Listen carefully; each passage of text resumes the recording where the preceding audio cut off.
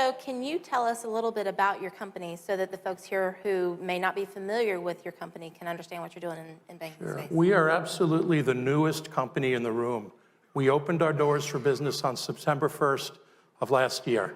So new that if you look at our sign, it looks a little different than everybody else's sign here. So what we've done is we are a spinoff of SAP, which is probably the world's largest, if not one of the world's largest, business enterprise software companies.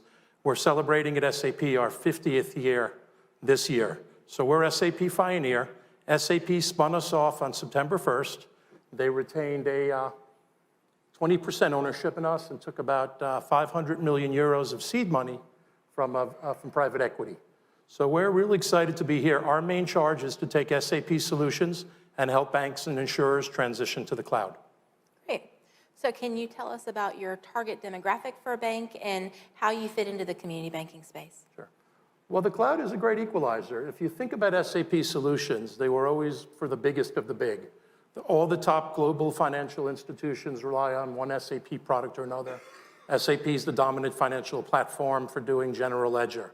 When the cloud came along, we were able to take those solutions that the biggest of the big spent considerable sums on, implementing them, integrating them to their existing systems, and we were able to deliver it as a subscription model to smaller banks, particularly community banks that wanted those capabilities. Even though you're a community bank and you do compete with other community banks, in market, you're dealing with the large global banks that have IT budgets, 8 billion, 10 billion and higher. So this was a great way for us to help our customers level the playing field and equalize. Great. So what is your philosophy towards exclusivity and enabling your bank customers to be able to partner with different companies to be able to deliver a differentiated experience? One of the main reasons SAP spun us off was to have that level of customer focus and innovation, to do things that as a large publicly traded company sort of were kind of hard for SAP. Things like revenue sharing models, any kind of joint innovation, partnering with our customers, being able to kind of think outside the box. So we're open to kind of talk and see what makes sense. That's great. So flowing into that then, your contracting process, what is that like for your clients? It's really whatever makes sense. We're not taking a quarterly focus on revenue. We're more apt to look at what are the long-term strategic benefits to our customers and ourselves. There was one community bank I started working with at SAP. They came to me in the South. They were a $500 million community bank. They wanted to grow in size to be a $1 billion community bank. My first thought is just running through the numbers of what I know banks spend on core. There's no way they can afford SAP. So we had to go back and think. We brought in some partners. We got to be innovative. We were able to give them cloud-based banking solution. Initially, they took a fintech they wanted to integrate, offer that as a banking as a subscription model, take on the likes of the non-banks, the Amazons and Googles. That proved to be very successful. And then something happened with them was crypto. They worked with us, and with Coinbase, we were able to give them first mover advantage, because the one thing we can bring with the cloud is agility, where you don't have to worry about legacy technology and integrations and things. They got that first mover advantage with crypto that now they're featured. They're doing custodial, exchanging, buying, selling. They're having a lot of the large institutional banks calling them, wanting to kind of do deals with them. So very exciting for a community bank. So you had a success story there by being able to be nimble and to be creative in how you partner with your client. Exactly. We were able to be very flexible and do what really made sense for them and strategically for their business.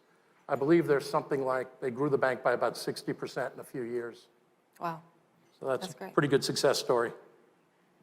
So as you want to gain clients, what would be your approach to converting a client onto your systems? You know, when I look at, everyone usually likens core replacement surgery to heart transplant surgery. I'm sure you've all heard that, right? It's, replacing a core, and you got to realize, how did we get here? Core banking systems initially were implemented in the 1970s. They were done for a system of record for customer balances and transactions. They were put in posting logic to the ledger and automation. But that was done at a time when there was one main channel, the branch. There was one main payment type. The dominant type was the check. We didn't have interstate banking. We didn't have ATMs, call centers, mobile banking. So over the decades, all that stuff was kind of kludged in and cobbled together. As a result, there's a lot of complexity. Now, the bigger the bank, it grows exponentially. Mm-hmm. Community banks, it's all pretty much self-contained. But as you look to take on new capability, it becomes difficult when you're kind of contained. So what we recommend and what's been successful for us is almost that core simplification. That is starting to get the core system down to its original roots and looking at enterprise services, end-to-end cloud services, implementing those. So we're working with a lot of banks when I talk co-innovation, things like look at an end-to-end slice of your business, whether it's something like commercial real estate or virtual accounts or crypto banking, or maybe one day we'll see cannabis banking, when they figure that one out. Just to look at those new segments, those new business models, and then look to the cloud. And then ultimately you could start aging things off your platform when you get the cloud kind of matures. And we really believe the public cloud will get there over time, and then we'll be able to price things and contract for hundreds of millions of accounts and a handful of accounts with a very simple cloud-based subscription model. That's the ultimate goal. So you talked about sort of what the legacy definition of a core was. What do you define as core? To me, a core banking system is really, it's a subledger. It's a system of record of customer balances and transactions. It should be that automation to post to the ledger. And as you start looking at things like we've put in, like relationship pricing, and you start originations and things, the nice thing about coming from SAP is we had a slogan there, the best run SAP. If you're looking for relationship pricing, look at systems that are run by companies like Apple, Google, Cirque du Soleil, Walmart, Home Depot. These guys are best in class with a lot of that, and they all run SAP. So the nice thing about Fioneer is we get the best of the best. We can take the global capabilities of an SAP and also have the entrepreneurial spirit and the outside-the-box thinking of a startup. So we can kind of bring you the best of both. Wonderful. And we're open to conversation. That's great. Well, David, thank you so much for being with us today. This is a fast 7 minutes. All right.